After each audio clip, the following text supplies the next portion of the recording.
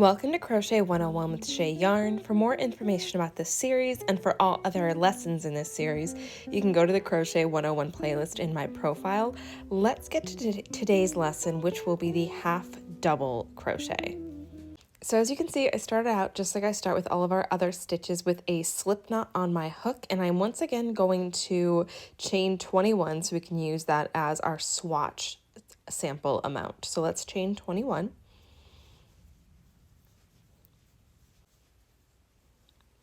So there we have 21, and now we're going to get started on the half double crochet. The half double crochet, as you might guess, sits right in between a single crochet and a double crochet. It's actually my favorite of the classic crochet stitches, that being single, half double, and double. Once again, I'm using American terminology for this.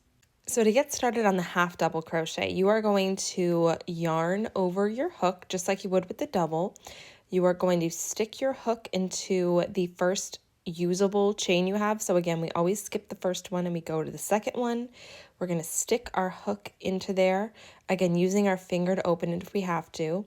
You are going to yarn over again, and you're going to pull up a loop. So just like that, when you do a double crochet, you're going to have 3 loops on your hook.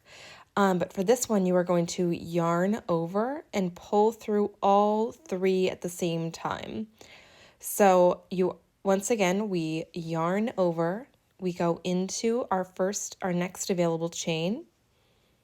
We pull through a loop, pull up a loop.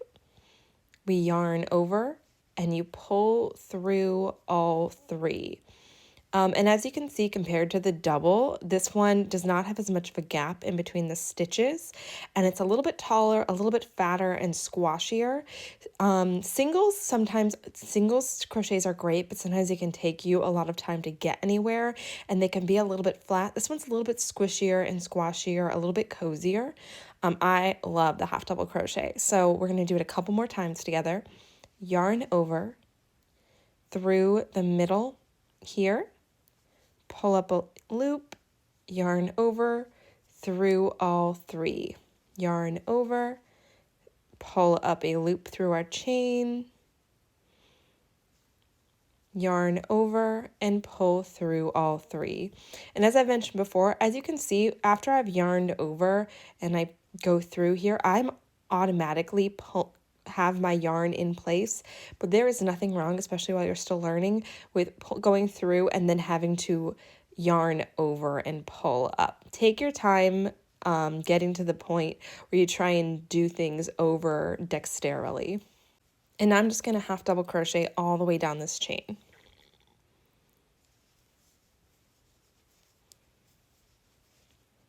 So we are at the last chain here. We're going to yarn over, pull up our loop, yarn over, pull through 3, and then we're going to take a minute to count our stitches and make sure that we have 20 here. Again, I like to count from the V.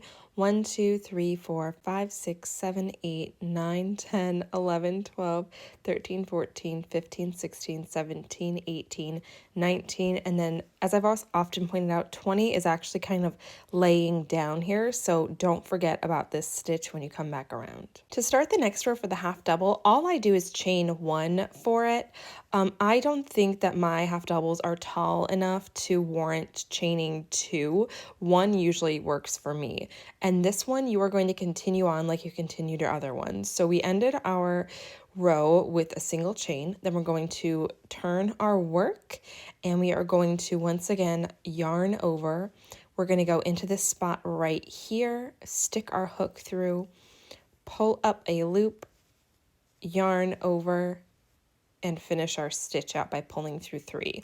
Yarn over into this spot here, pull up a loop, yarn over, and pull through all 3.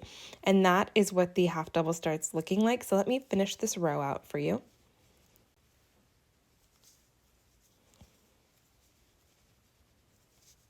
So we are finishing off our row with our last stitch, which is this one on the side here, and that is going to bring us up to an even 20 once more.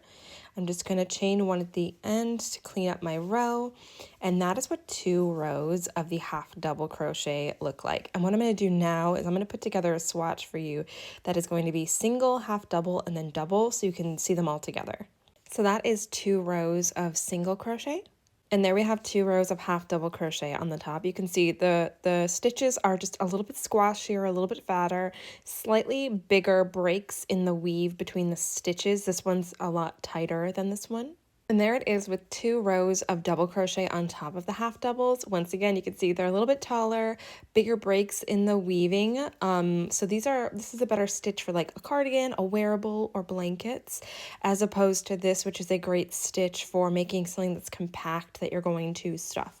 All of them have their uses, all of them are fantastic, and yes, you can mix and match these together along with other stitches to make a stitch sampler item. So this is a mix of mesh stitch, bobble stitch, double crochet, shell stitch, etc.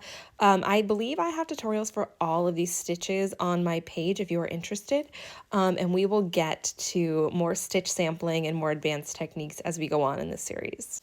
But that finishes us off for today. Next, we will be covering the magic circle, which is how you begin to work circles like this one.